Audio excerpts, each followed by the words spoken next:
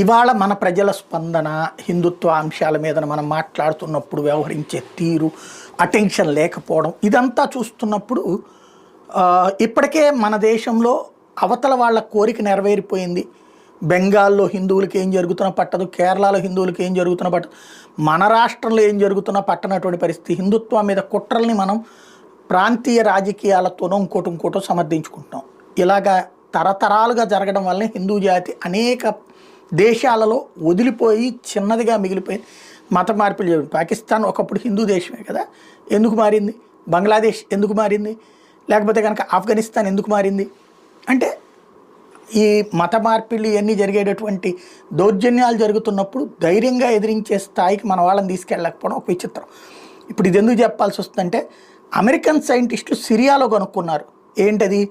ఋగ్వేదకి సంబంధించినటువంటి ఏదైతే